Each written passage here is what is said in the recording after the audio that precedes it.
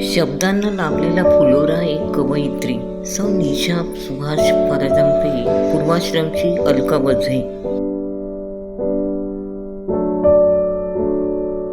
बुद्धिमत्ता आणि कर्तृत्वाचा संगम, RBI मधील एक सन्माननीय कारकीर्द.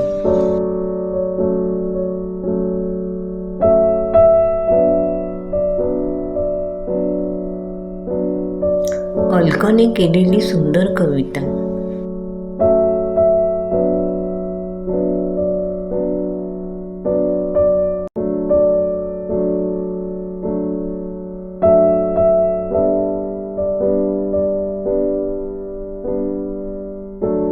आई आणि आप्पा यांचं स्मरण करून लता, मी तुला 80व्या वाढदिवसाच्या खूप खूप शुभेच्छा देते.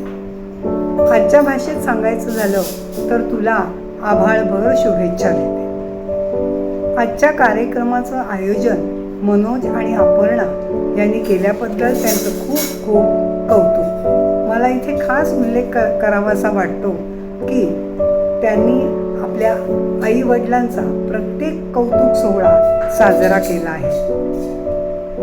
आता मी लताबद्दल एक गंमत सांगते की लताला जर विचारलं की सगळ्यात तुला प्रिय काय, तर ती सांगेल झोप. मला सगळ्यात झोप प्रिय आहे. आणि बघा, तिचा वाढदिवस तिथीने आषाढी एकादशीला येतो. आषाढी एकादशीला शयनी एकादशी असं म्हणतात. शयन म्हणजे झोपणं, आणि म्हणून तिच्या झोपण्याची जी आवड आहे ती तिच्या जन्मतिथीशी कुठेतरी निगडीत आहे असं मला वाटतं. आज तिचा वाढदिवस आहे म्हणून मी या गोष्टीचा खास उल्लेख इथे केलेला आहे. जोक सपाट, लताच्या वयाला 80 वर्ष पूर्ण झाली असं वाटतच नाही. तिचा उत्साह तरुणाला लाजवेल असा आहे. बालपणीच अंगाई गीतातून तिला जीवनाची लय सापडली आणि तेव्हापासून तिने रसिकतेशी मैत्री केली. या रसिकतेतूनच चित्रकला, रांगोळी कला आणि तिच्या अनेक कला जन्माला आल्या. लताचा उत्साह इतका मोठा आहे की अजूनही लग्न, मुंज, वाढदिवस, हळदी कुंकू या सगळ्याला तिची उपस्थिती असते. घर नीटनेटकं ठेवण्याकडे कटाक्ष असतो. ती विविध पदार्थ करते आणि ते सगळ्यांना खाऊ घालते. म्हणतात ना, स्वागतासाठी सुवासिनी, वाढताना यक्षिणी आणि भरवताना पक्षिणी.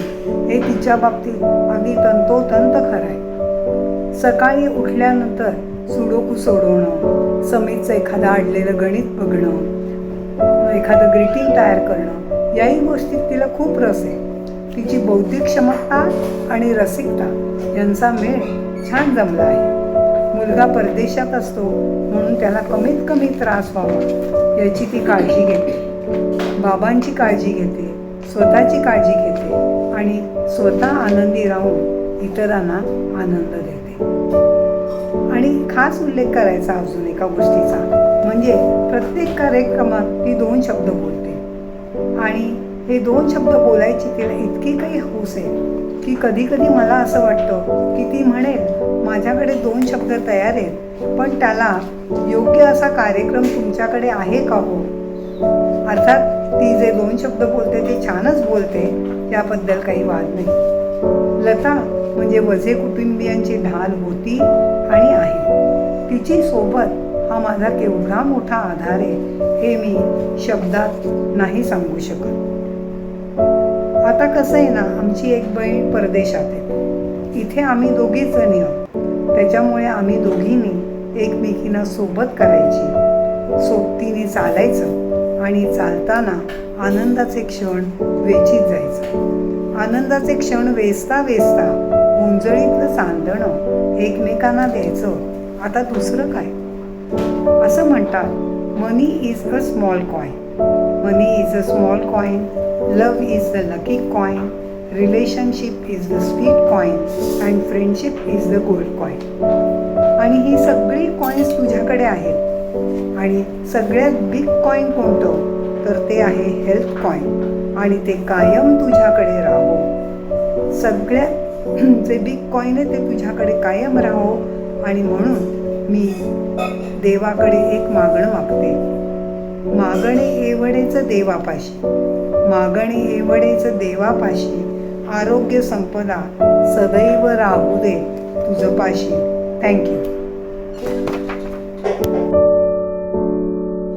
माझी आई श्रीमती सिंधू चिंतामण वझे 12 जून 2006 आम्हाला सोडून गेली. त्यावेळी अलकाने आईवर अतिशय भावनात्मक आणि आदरयुक्त कविता केली, हे मी वाचून तुमच्यापर्यंत पोहोचवते. आमची आई गेली, जाताना मायेची जाणीव ठेवून गेली, आमचे भविष्य मात्र उज्ज्वल करून गेली. स्वच्छता आणि दातृत्व सर्वांना शिकवून गेली.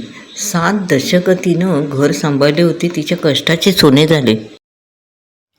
जन्मापासून तिने आम्हाला सर्व काही दिले, आमचं चांगलं करून आम्हाला समाजात स्थान मिळवून दिले. या उपकाराचे आम्हाला भान राही. आई नसणे ही आमची वेदना झाली. श्रीमती निशा सुभाष फराजंपे, आमची लाडकी बहीण अलका.